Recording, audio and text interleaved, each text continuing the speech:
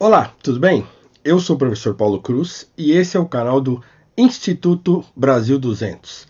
Lembrando que se você ainda não se inscreveu no canal, se inscreve aí, clica no sininho para receber as notificações e já dá like nesse vídeo para fortalecer o nosso trabalho. Por volta do ano de 1875, o grande engenheiro e abolicionista André Rebouças disse o seguinte: dentro do círculo dos seus direitos, cada cidadão deve ser, tem perfeitamente o direito de ser, pela nossa Constituição e pelas nossas leis, um Estado, uma companhia, uma associação, soma os círculos dos direitos dos cidadãos que a compõem.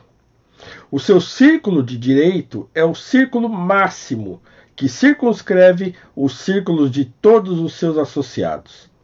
Esse círculo é naturalmente maior e mais forte, e é por isso mesmo que causa assombro, que causa medo, que causa terror aos oligarcas, que querem um povo fraco e subdividido, um povo de carneiros, tosquiável ao seu livre-arbítrio, incapaz da menor resistência. Não permita o onipotente que tão miserável espetáculo jamais seja visto no Brasil. Possa bem, pelo contrário, a nossa cara pátria cumprir a grandiosa missão que lhe destinou o Criador, pela iniciativa individual, pelo espírito de associação, filhos sublimes da liberdade. E assim teremos progresso, porque o progresso, já outros disseram antes de nós, é pura e simplesmente a liberdade em ação. O texto que eu acabei de ler, escrito por volta de 1875, como eu já disse, pelo grande André Rebouças, mostra o quão antiga é a preocupação com a liberdade econômica no nosso Brasil.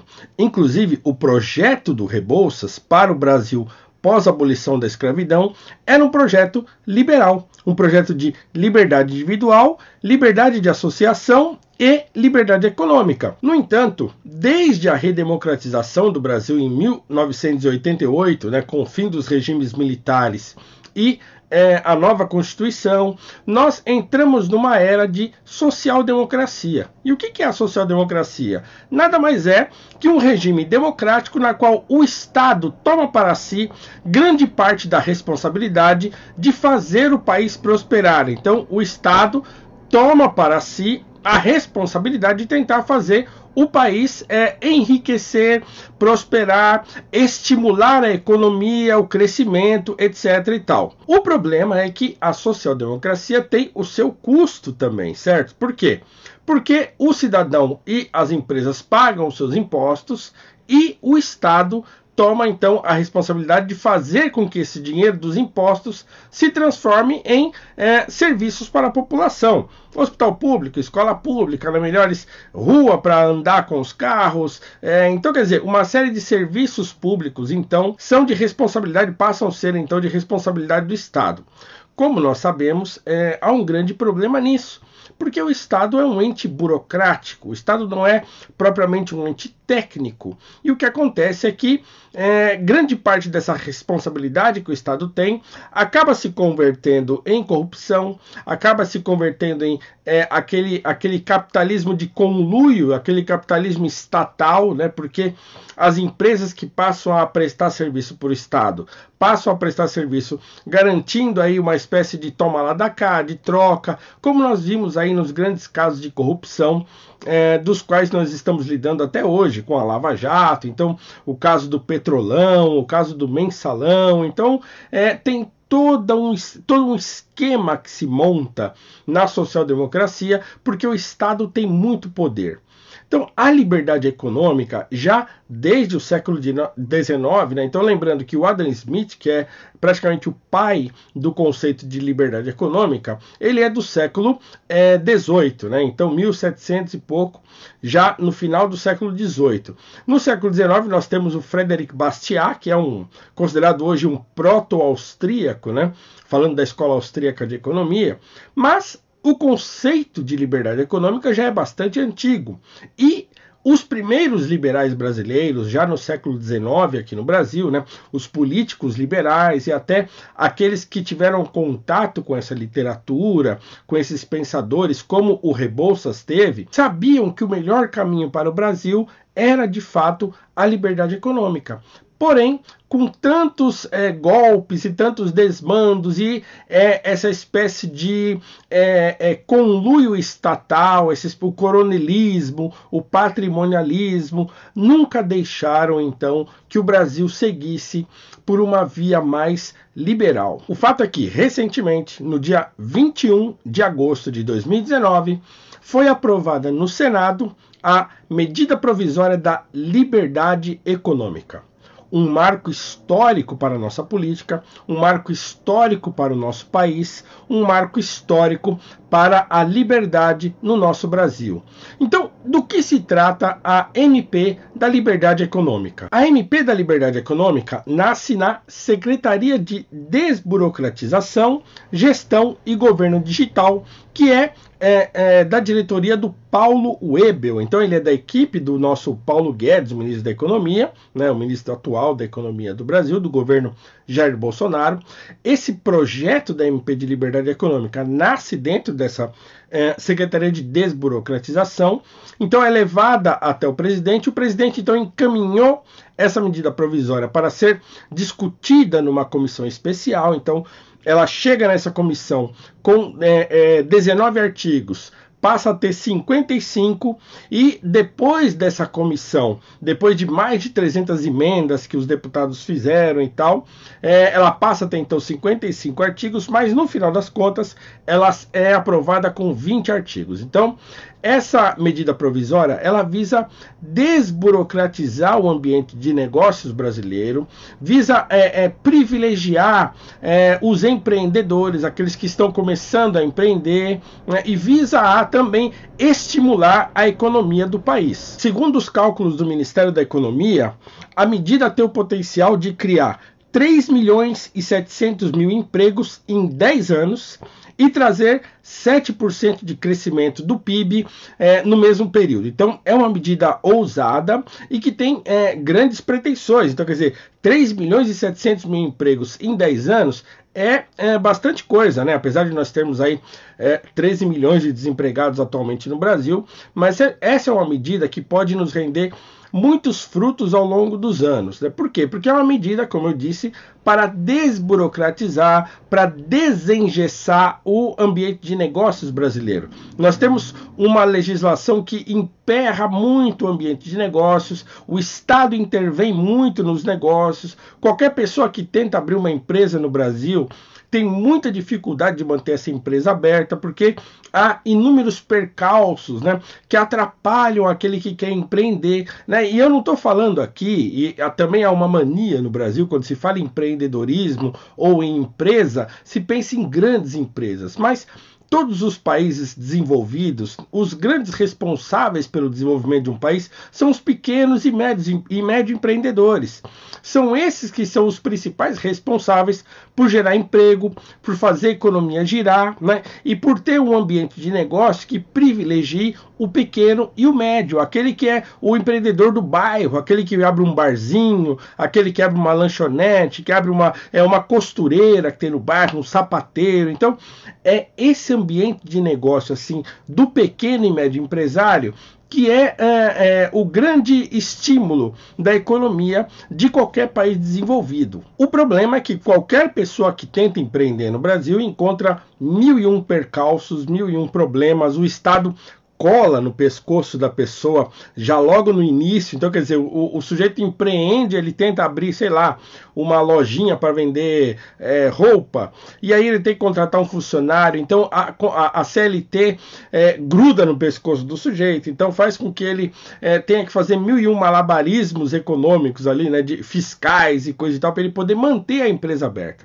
Então, essa MP visa a limpar um pouco dessa burocracia e estimular o crescimento econômico com essa estimativa, né, de 3 milhões e 700 mil empregos em 10 anos, né, e 7% no crescimento do PIB, que é um estímulo e tanto para o Brasil, né, que é uma medida bastante ousada para o crescimento do país. Então essa medida provisória visa mesmo a desemperrar, a tentar dar uma limpada nesse ambiente burocrático brasileiro, para que os empreendedores sejam melhores sucedidos, para que haja mais empresas, para que haja menos burocracia no trato do patrão com o empregado, menos burocracia no trato do empregador com o governo. Então diminuir bastante essa papelada, esse monte de alvará, esse monte de coisa que torna a vida do empreendedor um verdadeiro inferno.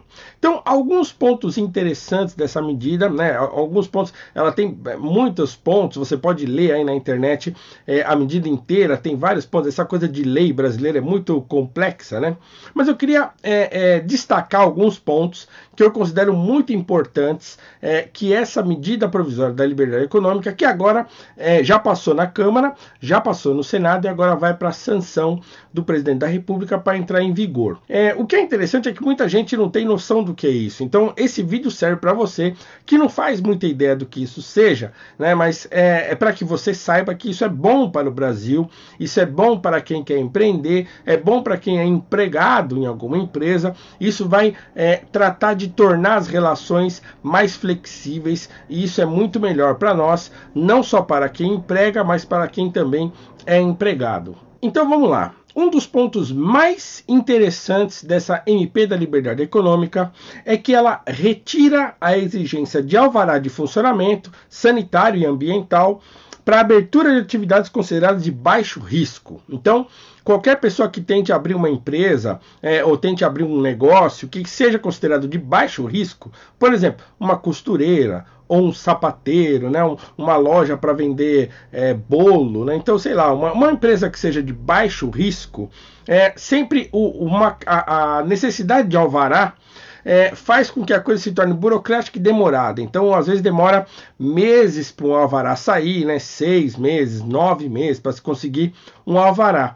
Então, a MP torna esse processo, então, desnecessário. Então, não precisa mais ou não precisará mais de um alvará qualquer pessoa que tente abrir um negócio que seja considerado de baixo risco. Então tem lá uma série de atividades que são consideradas de baixo risco. Então qualquer empreendedor que tente abrir um negócio nesse sentido, com a MP já em vigência, não vai ter mais necessidade de alvará. Isso vai desburocratizar e vai tornar a vida do empreendedor muito mais fácil. Um outro ponto muito interessante é o fim do e-social. E-social é uma plataforma, né, um site que tem, que o empreendedor, lá, o empresário, tem que ficar enviando toda a documentação tanto do seu estabelecimento quanto dos seus empregados. Então há um conjunto burocrático de documentos lá que ele tem que enviar para esse tal de e-social. Eles queriam extinguir esse e-social e qualquer tipo de plataforma para ficar enviando essas documentações, mas o que eles vão fazer, na verdade, é criar um outro sistema mais moderno e mais simples. Então vão tirar o e-social e vão substituir por um sistema melhor. Quem é pequeno empreendedor e médio empreendedor sabe o que é o e-social e sabe que é uma burocracia, dá trabalho. Então substituir isso por um sistema mais adequado, mais fácil, mais rápido e menos exigente, né, que demore menos para a pessoa lidar com isso, é melhor, porque aí toma menos tempo do empreendedor com esse tipo de burocracia que não leva a nada. Uma outra coisa muito legal da medida provisória da liberdade econômica é a criação da carteira de trabalho digital. Então nós temos hoje aquela carteira de trabalho grandona, cheia de folha, com um monte de informações e tal. Essa carteira de trabalho impressa, ela só vai ser impressa mediante algum pedido extraordinário, mas ela vai ser substituída por uma carteira de trabalho que é digital, então por meio eletrônico, né? Então você vai ter aí uma identificação pelo CPF e uma carteira de trabalho, então, em meio digital, para não precisar mais ficar andando e ficar carregando e guardando aquela carteira de trabalho de papel. Então isso é um negócio bem legal, diminui bastante a burocracia, então vai ser possível preencher dados e coisa e tal, tudo por meio eletrônico, o que diminui bastante aquele negócio que os RHs têm de ficar preenchendo aquilo, toda hora que aumenta salário, que muda alguma coisa, tem que ficar preenchendo aquele papel. Então vai ser legal porque vai diminuir um pouco da burocracia na área de recursos humanos aí das empresas e também melhorar a vida do empregado. Outra coisa bem bacana tem a ver com as startups. Então, startup geralmente é uma empresa que tem um produto novo e que eles testam um produto novo até que esse produto se transforme em alguma coisa e essa empresa então apareça. Então, uma startup também, em geral, precisa de licença para funcionar, precisa de alvará, precisa de um monte de coisa. No período de testes, as startups estarão liberadas de licença para funcionar. Então, isso também tira bastante dessa burocracia para aqueles que estão começando as suas empresas, para aqueles que estão começando as suas startups, testando produtos novos, tentando fazer algum produto engrenar. Então, uma startup, enquanto estiver na sua fase de testes, ela não precisará de licença para funcionar. Outra coisa legal também ligada ao alvará é que quando você pede a abertura, né, a geração de um alvará para a abertura de uma empresa, o Estado te dá um prazo, né? E esse prazo às vezes se arrasta por meses e meses, e aí você vai lá cobrar, e aí o negócio se enrosca, e isso dá margem para corrupção, por exemplo. Então, você paga para o fulano lá da prefeitura, de não sei onde, e aí para ele agilizar os processos e tal, isso também vai acabar. Por quê? Porque o Estado vai ter um tempo para te responder. Quando você for lá dar entrada no alvará para abrir uma empresa, o Estado o prazo vai ser estipulado na hora que você fizer o pedido. Passado esse prazo, se o Estado ente estatal não te responder, automaticamente esse alvará é autorizado. Então, quer dizer, vai parar de gerar essa coisa de se arrastar, de sentar em cima e de gerar corrupção, que você tem lá que pagar aquela caixinha para o fulano para ele agilizar o seu alvará. Isso não vai mais acontecer, por quê? Porque vai ter um prazo já estipulado no pedido desse alvará, e se ele não te responder, né, se a prefeitura, junta comercial, sei lá quem é que é responsável por isso, se não te responder, esse alvará é automaticamente autorizado. Isso é muito legal, muito bacana, porque vai diminuir a corrupção e aquele prolongamento excessivo dos alvarás para quem quer abrir empresas. Mais um ponto muito interessante também que tem a ver com limitar o poder do Estado em cima do contribuinte, do empreendedor, né, do cidadão como um todo, né, como diz o próprio Rebouças, né, nesse texto que eu li no início, o cidadão tem o direito de ser um mini-estado de si próprio, né? Mas para diminuir então o poder do ente estatal em cima do indivíduo, tem mais uma coisa bem interessante que é o abuso regulatório. O Estado tem muito poder de tornar a vida de um empreendedor muito difícil. Então, por exemplo, ele pode criar reserva de mercado para favorecer determinado grupo econômico. Ele pode criar barreira à entrada de competidores nacionais ou internacionais ao mercado. Ele pode exigir especificações técnicas para algum produto que você queira lançar que sejam absolutamente desnecessárias, mas sejam só para criar problema. Ele pode criar demanda artificial forçada de produto ou serviço, inclusive cartórios e coisas. Então, quer dizer, vira essa burocracia terrível.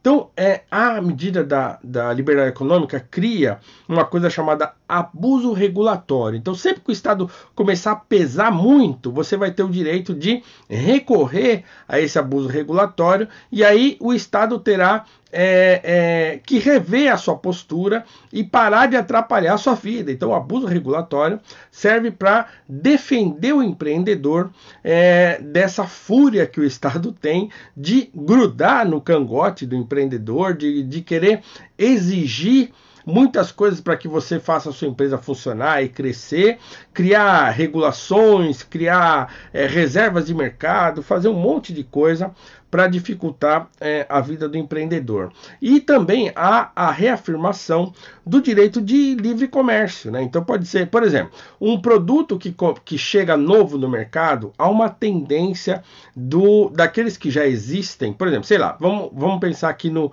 táxi e o Uber. Então, quando o Uber apareceu, os taxistas ficaram todos doidos, e aí ficou aquela confusão, os taxistas querendo que regulassem o Uber, então criassem um monte de regra e tal. Isso, com a MP da liberdade econômica, vai se tornar mais flexível. O Estado não vai ter o poder de massacrar o novo que está chegando, né? Mas ele vai estimular, então, o estímulo à competição, à livre iniciativa, né? E a competição é boa, porque a competição faz com que todos melhorem e a coisa melhore para o consumidor. E uma última coisa bem interessante é que muitos documentos poderão ser digitalizados. Atualmente há muita exigência de papel guardado, então as empresas têm aí armários e armários e armazéns. Algumas alugam lugares fora da empresa para ficar guardando documentos fiscais, documentos de impostos, um monte de coisa durante 10, 20 anos. Muitos desses documentos agora poderão ser digitalizados. Então você pode digitalizar o documento e jogar o papel fora. Isso vai ser muito interessante, porque diminui também aquele volume de papel excessivo que há dentro das empresas para controle fiscal, controle de RH e um monte de coisa aí.